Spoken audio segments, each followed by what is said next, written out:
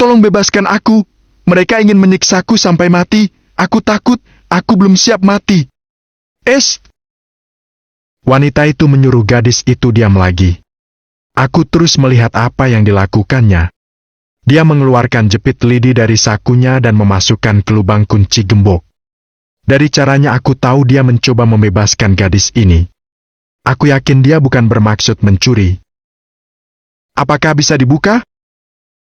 Tanya gadis yang dirantai ke wanita itu. Wanita itu menggelengkan kepala. Dari caranya aku tahu dia belum mahir melakukan ini. Aku takut, mereka seperti iblis mengambil darahku. Gadis itu bersuara meskipun wanita yang pernah bergulat denganku tetap berusaha membuka gembok rantai. Apakah kamu yang bernama Nining? Ucap wanita itu ke gadis yang dirantai. Keki! Suara itu suara Keki! Batinku terkejut mendengar suaranya barusan. Iya, Mbak siapa? Aku akan mencoba melepaskanmu, tapi jangan bersuara. Rasanya jantungku mau copot. Kecurigaanku benar, wanita yang bergulat denganku di tepi sungai adalah Keki. Tapi apakah dia juga yang membunuh Bang Jaka seperti kata Bu Minten? Astaga! Bu Minten jujur kalau Kekilah yang membunuh Jaka. Aku tersandar di dinding. Rasanya aku tidak percaya kalau gadis yang kucintai dan tampak polos ternyata punya misi. Pak Jeki benar. Sebelum mati dia pernah menyuruhku dan ayah mengawasi Keki dan Angga. Tidak lama kemudian, terdengar suara langkah kaki ingin memasuki lorong. Aku mau kalian mencari gadis baru. Aku akan bayar lebih mahal dari biasanya. Aku heran. Kenapa gadis belia itu bisa hilang? Gawat. Ayah menuju ke sini. Bagaimana seandainya Keki tertangkap? Ayah pasti mengambil salah satu gadis di sini untuk mengisi kamar yang kosong di ruang bawah tanah gudang. Aku mengintip ke dalam kamar. Keki sepertinya juga mendengar suara ayah karena keras dan menggema. Keki langsung masuk ke ember yang ada di sudut kamar. Aku menjauhi pintu kamar dan pura-pura seperti sedang memeriksa keadaan. Ayah! Sapaku melihat ayah melangkah semakin mendekat. Pov Keilani. Gawat! Guntur dan Bima ada di sini. Aku belum bisa melepaskan gembok rantai yang mengikat kaki Nining. Ternyata tidak semudah yang aku bayangkan. Sepertinya aku belajar dulu kepada Ningrum. Mereka datang. Bisik Nining kepadaku. Jangan ribut. Kembali ke posisi semula. Ucapku lalu masuk ke ember di sudut kamar. Ember ini berbau amis darah. Aku yakin Nining belum dinodai, Guntur pasti mengambil darahnya untuk ritual setan. Apakah ada yang bisa aku bantu, Ayah? Terdengar suara Bima sangat dekat. Aku yakin dia berada di depan pintu kamar ini, aku berharap mereka tidak masuk ke sini. Bima, Ayah perlu membawa salah satu gadis di sini ke gudang. Kita kekurangan stok gadis di sana. Ucap Guntur kepada Bima. Loh, bukannya di sana penuh, Ayah? Aku melihat sendiri. Ayah juga heran, gadis belia yang baru tidak ada di kamarnya, Ayah yakin pasti ada yang mengeluarkannya. Siapa Ayah? Entahlah, tapi Ayah curiga dia sudah mati dan mayatnya dibuang atau dikubur. Setelah tamu Ayah pergi, akan Ayah beri peringatan semua yang berjaga di gudang. Biar aku yang menanganinya Ayah, akan kubuat peringatan agar tidak ada yang mencoba mengkhianati Ayah. Bagus Bima. Ayah suka dengan sikapmu, kamu bisa menggantikan Jaka meneruskan bisnis Ayah. Ternyata Bima ingin meneruskan bisnis ayahnya. Mereka keluarga sangat kejam. Kenapa di saat dia menatapku, kekejaman itu tidak terlihat. Bahkan dia punya cinta untukku. Ayah mau kemana? Tanya Bima. Ayah mau mengambil gadis di sini, tapi sepertinya gadis ini saja. Pintu berderit. Pasti mereka mau masuk ke kamar ini. Bukankah banyak gadis di sini? Kenapa yang kamar ini, Ayah? Gadis di kamar ini bertubuh indah. Ayah yakin banyak yang menyukainya. Langkah mereka terdengar masuk ke kamar. Dari suara langkah itu, aku yakin bukan Bima dan Guntur saja yang ada di kamar ini. Ember yang kumasuki bergerak, sepertinya ada yang bersandar di ember ini. Aku siap-siap dengan senjataku jika mereka menemukanku bersembunyi di sini. Jangan! Jangan! Tolong bebaskan aku, Pak Kades. Nining menangis ketakutan dan memohon. Tenanglah, aku akan buat kamu senang. Jangan khawatir, aku akan memberi bantuan kepada ibumu. Aku tahu ibumu pasti butuh uang karena dia hanya seorang janda miskin. Aku tidak butuh uangmu. Lepaskan aku. Apa yang kamu lakukan akan ketahuan warga desa, dan di saat itu kamu akan mati, Guntur. Amarah Nining ke Guntur. Plak. Jangan banyak bicara kamu. Kamu kira dirimu siapa? Akan kubuat kamu tidak mampu bicara. Kamu hanya barang daganganku. Sepertinya Guntur menampar Nining. Kasihan dia, kalau dia dibawa ke gudang, aku kesulitan menolongnya. Di sana penjagaannya sangat ketat. Sudahlah, Ayah. Jika Ayah menyiksa fisiknya, dia akan terlihat jelek di mata pelanggan, Ayah. Sepertinya Bima berusaha menenangkan ayahnya. Dari yang terdengar, aku yakin Bimalah yang bersandar di ember ini. Kamu benar juga, Bima. Tapi apa, Ayah? Sepertinya aku harus mengambil darahnya dulu sebelum perawannya kujual. Biar aku untung banyak, darahnya untuk ritual, dan perawannya menghasilkanku uang banyak malam ini. Dasar manusia iblis. Seharusnya dia melindungi warganya, ini malah menjual warganya. Jika aku berhasil membunuh Guntur, akan kupotong kelaminnya terlebih dahulu, dasar penjahat kelamin. Ayah, haruskah malam ini juga dia dibawa ke gudang? Gawat kalau Bima melihatku di sini. Jika dia membuka ember ini, dialah yang pertama aku tusuk dengan pisauku. Iya, Bima. Tamu kita banyak hari ini. Sebenarnya ada bayar mahal untuk gadis belia, tapi sayang, gadis itu hilang dari kamarnya. Jawab Guntur. Gadis di bawah umur pun tidak luput dari bisnis haram ini. Hei kalian! Masukkan gadis ini ke ember, aku mau mengambil darahnya. Biar dia merasa seperti binatang karena mencoba menceramahiku. Terdengar titah Guntur kepada anak buahnya. Masukkan ke ember. Berarti ember tempat persembunyianku. Pasti aku ketahuan, inilah saatnya aku akan menusuk putra bungsu Guntur. Biar dia merasakan kehilangan semua putarannya. Baik, Tuan. Jawab seorang lelaki yang terdengar. Lepaskan! Jangan! Lepaskan aku! Teriak Nining berusaha melawan, meskipun aku yakin percuma. Aku menarik nafas dalam. Bersiap-siap untuk menghadapi mereka, mudah-mudahan ada kesempatanku mendekati Guntur dan membunuhnya malam ini. Tunggu, Ayah! Tunggu! Ada apa, Bima? Kalau Ayah mengambil darah gadis ini, dia bisa mati melayani tamu Ayah. Kamu benar juga, Bima. Jawab Guntur. Bawa gadis itu ke gudang. Titah Guntur kepada anak buahnya. Aku menghela nafas lega. Mereka tidak jadi membuka ember ini. Tapi sepertinya aku gagal menyelamatkan Nining. Sial. Lepaskan aku! Lepaskan aku! Lepas! Nining terus berteriak minta dilepaskan.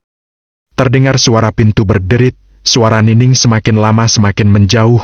Aku yakin dia sudah dibawa anak buah Guntur menuju gudang. Bima, Ayah ke gudang dulu. Sebelum kamu keluar, periksa semua kamar. Pastikan semuanya aman-aman saja. Kata Guntur ke Bima. Iya, Ayah. Jawab Bima dan masih bersandar di ember persembunyianku. Suara langkah terdengar dan makin lama makin menjauh. Aku yakin itu Guntur karena Bima masih tersandar di ember persembunyianku. Sepertinya tidak ada lagi orang lain selain Bima di kamar ini. Hening, tapi kenapa Bima belum beranjak? Aku masih merasakan tubuhnya masih tersandar di ember. Tok tok tok. Ember diketok Bima. Keluarlah. Aku tahu kamu bersembunyi di dalam ember, Nona. Bima tahu aku di sini. Gawat, Tapi kenapa dia terdengar santai? Kalau dia mau, dia bisa saja memberitahu ayahnya kalau aku ada di dalam ember, tapi dia memilih bungkam dan menunggu semua pergi baru menyapaku. Apa yang harus aku lakukan? Keluarlah, aku tidak bersenjata, lagian aku tidak mau melawan seorang gadis. Ucap Bima. Suara langkah terdengar, Bima menjauhi ember. Apa mau Bima? Aku bangkit dari ember dan membuka penutupnya. Kulihat Bima berdiri di depan pintu yang sudah ditutup. Kita bertemu lagi. Bima melipat tangannya di perut. Santai sekali dia menatapku. Aku memegang erat pisau. Jika Bima mencoba mendekatiku, aku akan melawannya. Pasti kali ini kamu tetap tidak ingin bersuara. Apa tujuanmu masuk ke lorong ini?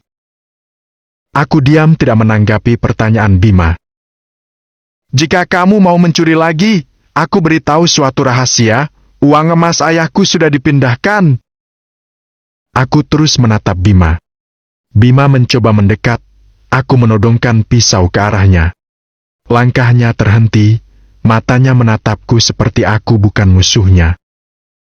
Aku penasaran ingin melihat wajahmu, ini pertemuan kedua kita. Mana adikmu? Aku diam dan tetap menodongkan pisau. Kamu masih tidak mau bersuara? Baiklah, aku tidak akan memaksamu, tapi di luar sana, banyak anak buah ayahku berjaga. Kali ini kupastikan kamu tidak akan lolos, asalkan kita buat suatu kesepakatan. Apa yang ada dalam pikiran Bima? Dia mau membuat kesepakatan? Begini, lihat ponsel ini. Bima mengeluarkan ponsel dari saku celana. Jika aku menghubungi ayah, secepat kilat tempat ini akan dikepung. Tapi aku punya pilihan, aku akan biarkan kamu bebas asalkan kamu menunjukkan wajahmu padaku. Bima sangat penasaran ingin melihat wajahku. Apakah dia sangat mencurigai kalau aku kekinya? Apa pilihanku sekarang? Kamu masih diam? Baiklah, mungkin kita akan bermalam di kamar ini. Aku juga penasaran bagaimana rasanya bermalam dengan seorang gadis misterius.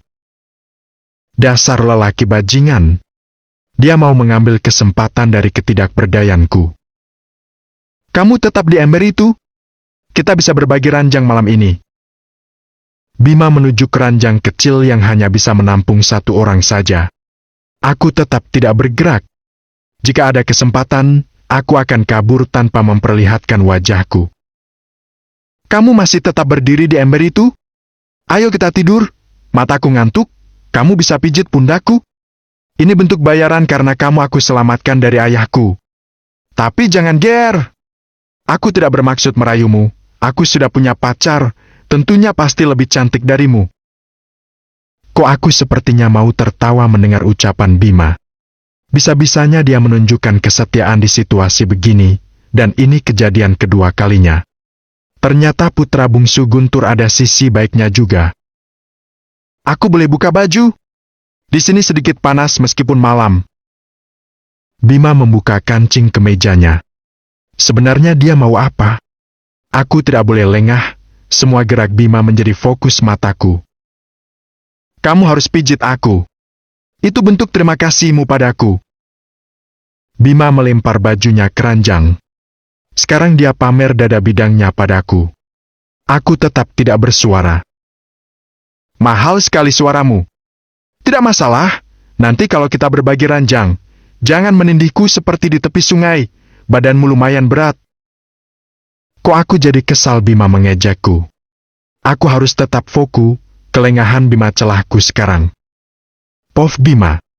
Ternyata kaki masih bungkam. Dia tetap berdiri di dalam ember sambil menodongkan pisau.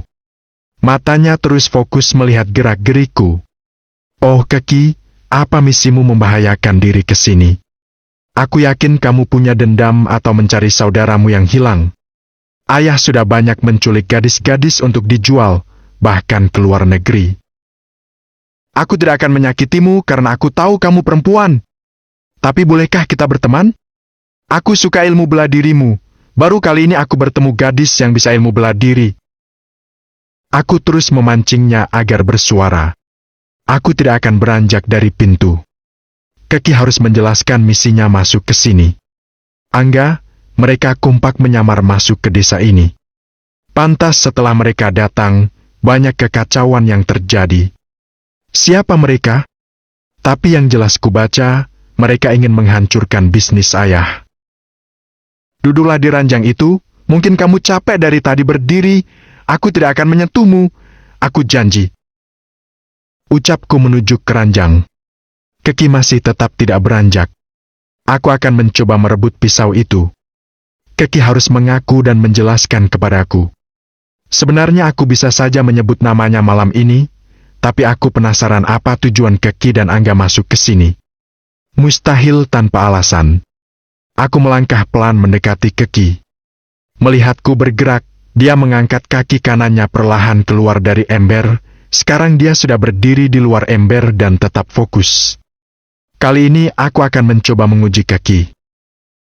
Hap! Aku mencoba menendang tangannya agar pisau itu terlepas. Tapi Keki berhasil menghindar dengan membungkukkan badan, lalu kakinya mencoba menendang perutku dari bawah. Aku juga berhasil menghindar mundur. Ternyata dia sangat lincah. Tuan Bima! Tuan Bima! Anak buah ayah memanggil mencariku. Pergulatan ini kuhentikan, aku sengaja mengalah dengan pura-pura memalingkan wajah, sehingga Keki berhasil ke belakangku dan menodongkan pisau ke leherku seperti menyandera. Pungguku bisa merasakan Keki. Entah kenapa aku tidak takut dia membunuhku, semua karena perasaanku tidak berubah meskipun aku tahu dia punya misi mendekatiku. Tuan! Tuan! Teriakan itu belum juga berhenti. Aku terdiam melihat mata pisau hampir saja menggores leherku, tapi Keki tidak melakukannya. Dia memilih menyandera aku, dan mungkin tujuannya agar bisa keluar dari sini. Kamu suka memelukku dari belakang? Tanyaku meskipun mata pisau itu sangat dekat. Keki diam, tangannya tidak beranjak dari leherku. Tuan! Tuan Bima! Panggilan itu semakin dekat terdengar. Aku takut dia melihatku dan Keki, sangat mudah baginya memanggil yang lain untuk masuk ke lorong ini. Ini tidak boleh terjadi. Tunggu aku di luar. Aku sedang di kamar gadis. Jawabku agar anak buah ayah tidak masuk ke kamar ini. Baik tuan. Maaf mengganggu. Sekarang suara langkah anak buah ayah semakin jauh terdengar. Aku yakin dia menuju tangga untuk keluar lorongan. Aku suka dipeluk seperti ini. Candaku. Aku seperti gila, ingin langsung menyebut namanya tapi aku takut besok tidak melihat Keki. Dia pasti pergi menghilang, aku belum siap. Begini saja, sandera aku hingga kamu bisa keluar dari lorong ini. Aku janji tidak akan melawan. Aku belum mau mati malam ini. Aku punya rencana menikahi kekasihku. Aku berhasil. Keki menunjuk pintu agar aku membukanya, perlahan kami melangkah keluar. Melalui lorong aku terus seperti sandera. Kamu tinggal di mana? Aku tidak melihat adikmu. Aku mengajak Keki bicara, tapi dia tetap diam menodongkan pisau. Kamu bisu atau tidak mau bicara? Tanyaku. Seperti sebelumnya, Keki diam. Kaki kami terus melangkah. Beberapa pintu kamar di lorong ini berhasil kami lewati, hingga sedikit lagi kami sampai di tangga naik. Aku tahu sebenarnya kamu ingin memelukku dari belakang, meskipun modusnya menyandera aku. Sambungku.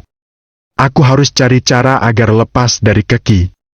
Situasi seperti ini hanya akan menyulitkannya hingga di depan. Banyak penjagaan dan aku takut dia tertangkap. Aku memegang pergelangan tangan Keki yang menggenggam pisau agar bisa menahannya, kurebahkan tubuhku ke belakang agar mata pisau tidak mengenai leherku, hingga berat badanku menghimpit tubuh Keki hingga terjatuh ke lantai. Setelah terjatuh di lantai, Keki berusaha melawanku dan ingin menusukku dengan pisau karena situasinya terancam. Aku menggulingkan badanku ke samping, sebelum Keki berdiri, aku lebih dulu berdiri dan menendang tangannya yang memegang pisau. Aku berhasil, pisau terlepas, dengan cepat ku tendang pisau di lantai agar menjauh sebelum diambil Keki. Kuraih sekuat tenagaku dua tangan Keki hingga dia tidak bisa bergerak, lalu kudorong hingga tersandar di dinding. Berusaha melepaskan diri dariku. "Kamu itu perempuan, pasti kalah tenaga dengan laki-laki." Ucapku tersenyum menatap dekat wajah Keki. Keki berusaha melepaskan tangannya, tapi tenagaku lebih kuat membelenggunya. Kutatap dekat-dekat wajah Keki. Ingin kulepaskan penutup wajah itu, tapi terhalang karena tanganku membelenggu kedua tangannya. Sedikit saja aku lengah, dia pasti berhasil lolos seperti yang telah terjadi. Makin lama wajahku semakin kudekatkan. Mata Keki membulat, aku tahu dia tegang dengan sikapku padanya. Rasanya aku kesal, dia mendekatiku punya tujuan yang belum ku mengerti, aku merasa dipermainkan. Melampiaskan rasa kesalku, ku cium bibir di balik sapu tangan yang menutup wajah itu. Bibirku digigit. Dan saat itu juga lutut Keki mengenai kelaminku hingga dia terlepas dariku. "Aduh!" Aku memegang kelaminku kesakitan. "Cerdik!" gumamku. Kulihat Keki berlari memungut pisaunya di lantai, lalu menaiki anak tangga. Gawat! Keki pasti dalam bahaya, di luar ada anak buah ayah. Menahan sakit, aku berlari menyusul Keki. Aku khawatir keselamatannya terancam. Pov Keilani. Dasar lelaki bajingan. Berani-beraninya dia mencium bibirku. Rasakan gigitanku, Bima, kamu kira bisa mengambil kesempatan di situasiku.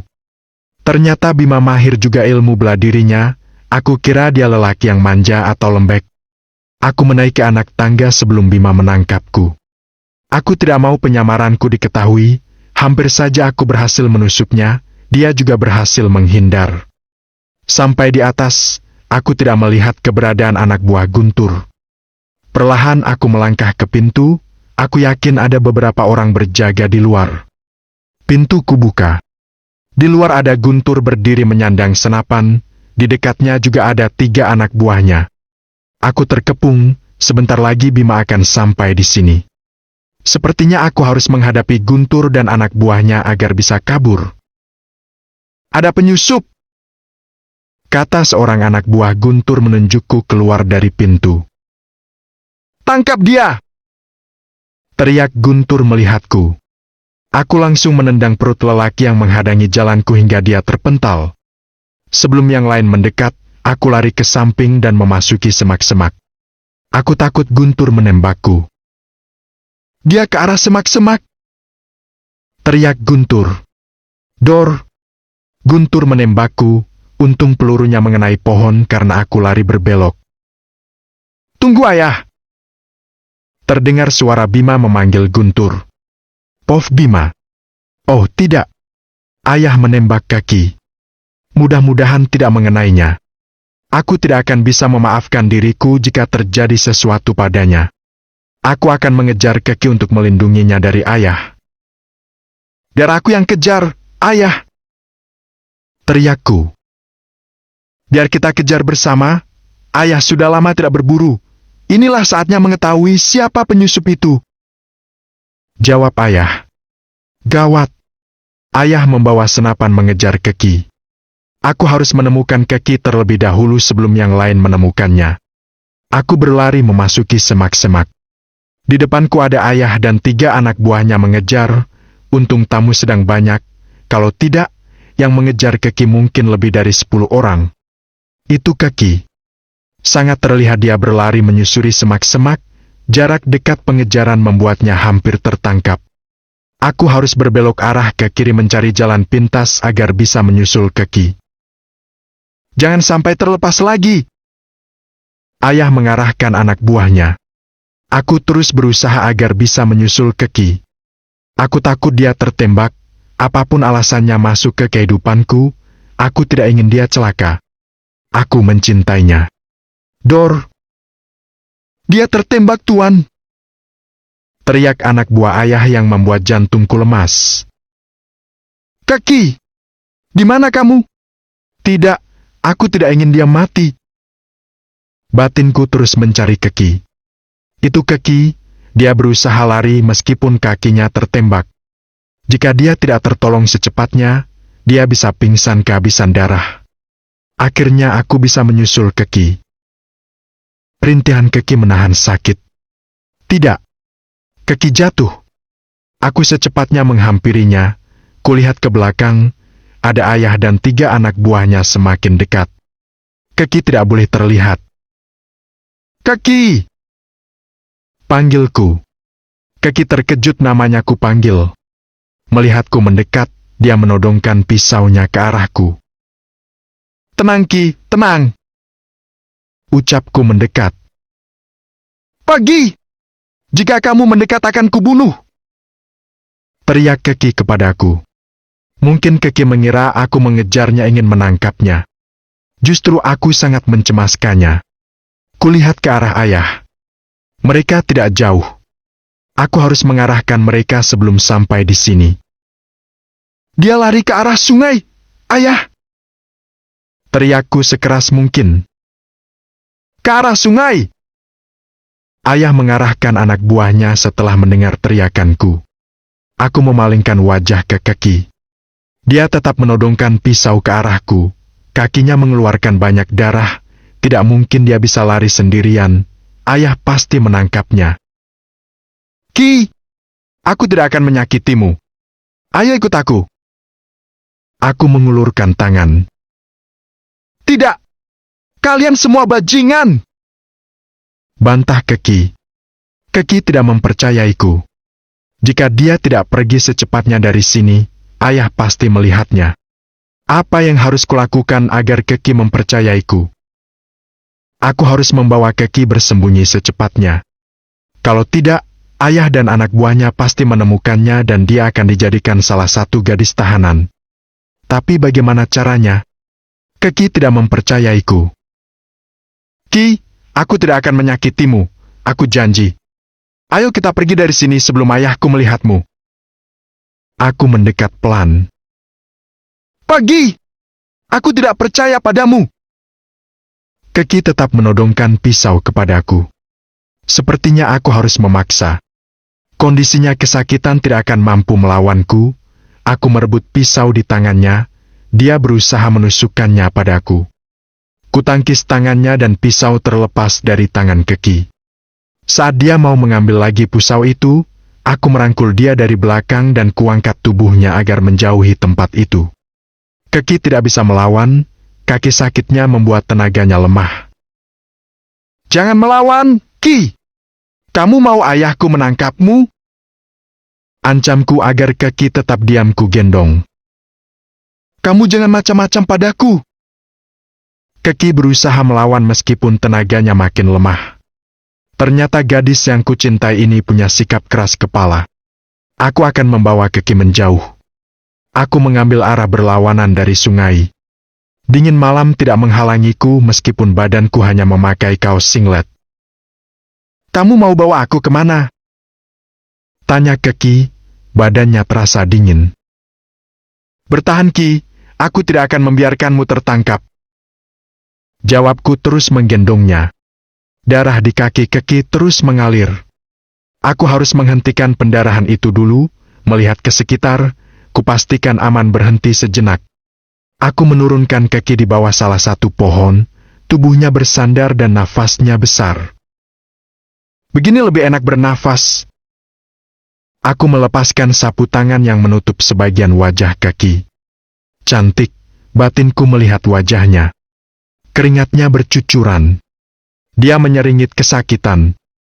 Kulepaskan kaos singletku dan mengikatnya di paha Keki untuk menghentikan pendarahan.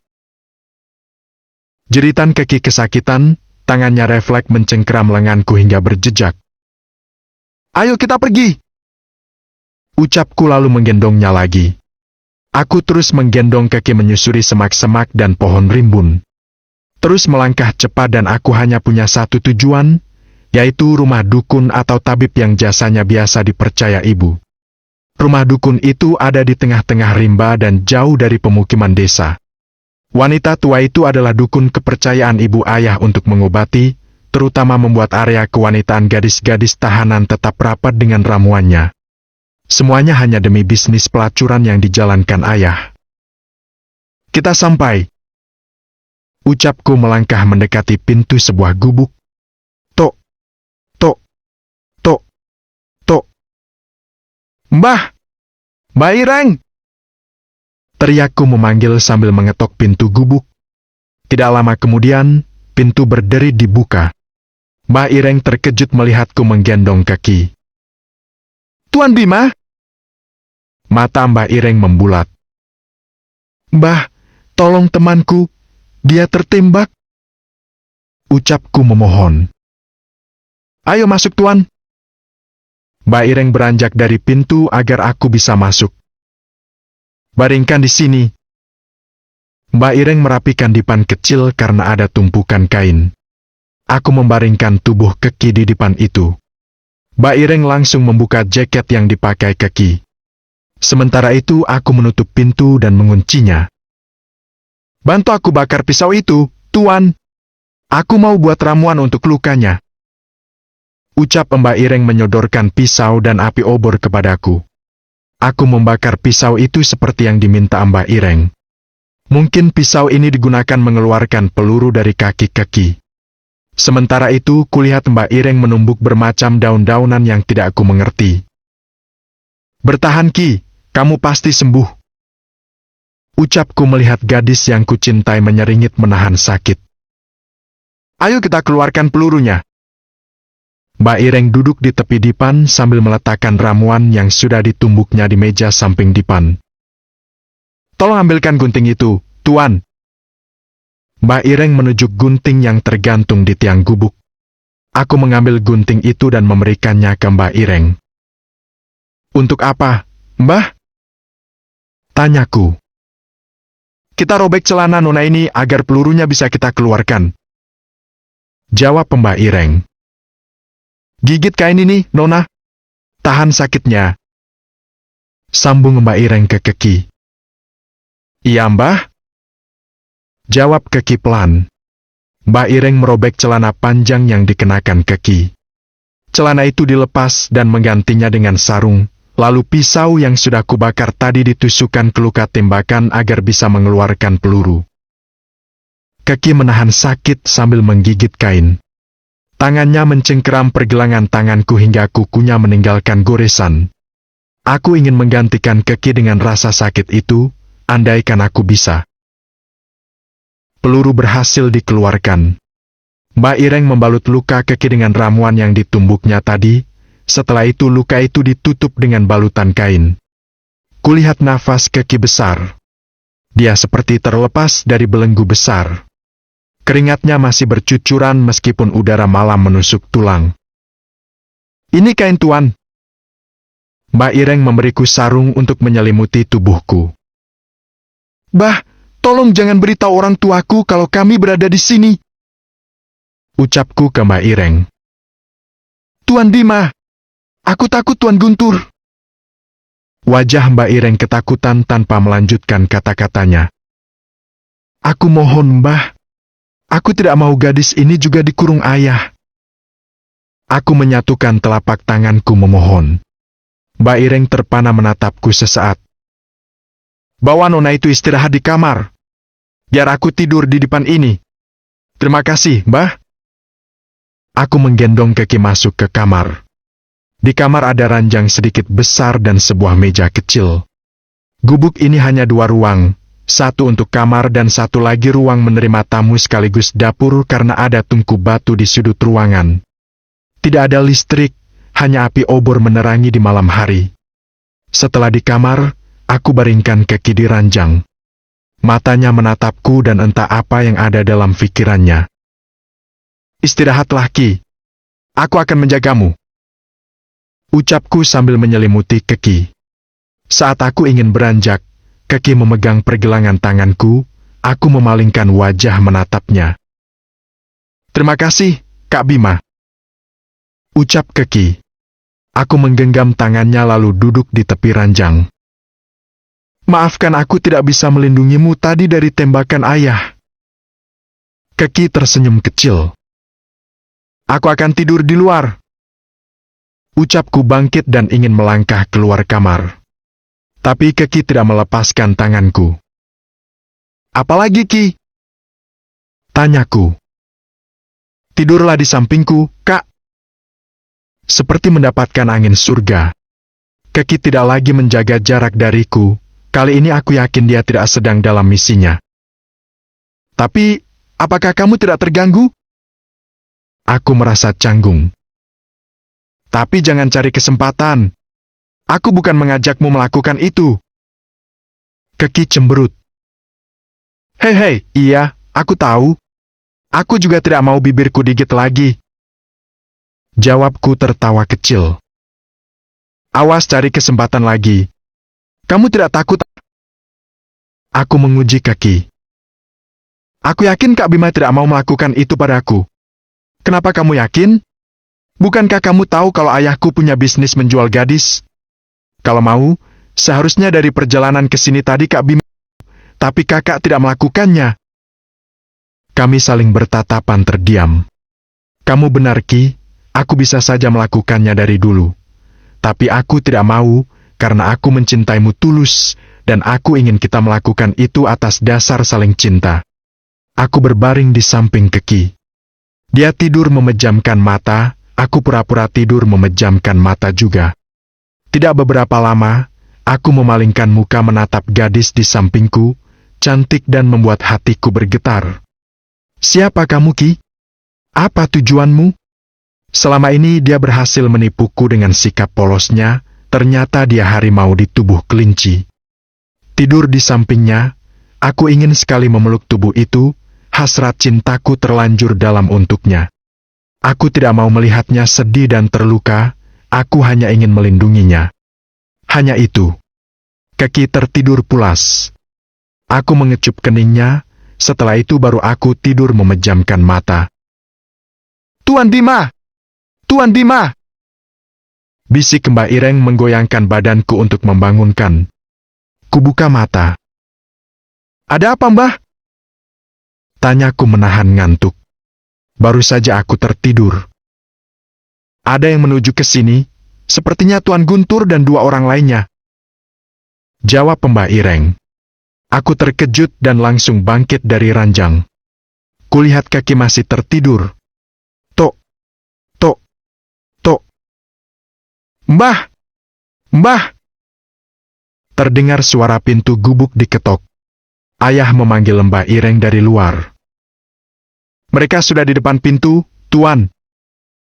Wajah Mbak Ireng tegang. Ada apa, Kak Bima? Keki terbangun. Tok, tok, tok, tok. Suara ketokan belum berhenti. Ada ayah dan anak buahnya di luar. Ayo kita sembunyi, Ki. Ucapku membantu Keki berdiri. Kemana kami akan sembunyi? Gubuk dua ruang dan tidak banyak perabot. Mataku melihat ke bawah, hanya di kolong ranjang tempat satu-satunya bersembunyi. Ayo kita sembunyi di bawah, Ki. Ajakku. Iya, Kak. Keki berusaha membungkukkan badan, kaki sakitnya membuat pergerakan lambat. Aku dan Keki sudah berada di kolong ranjang. Obor api yang menerangi kamar langsung dipadamkan Mbak Ireng. Mbak Ireng melangkah ke pintu. Aku menatap Keki, dia sangat dekat di mataku. Andaikan setiap hari kami selalu bersama, andaikan. Pintu berderit dibuka. Tuan Guntur, ada apa, Tuan? Tanya Mbak Ireng berdiri di ambang pintu. Maaf mengganggu tidur malammu, Mbah.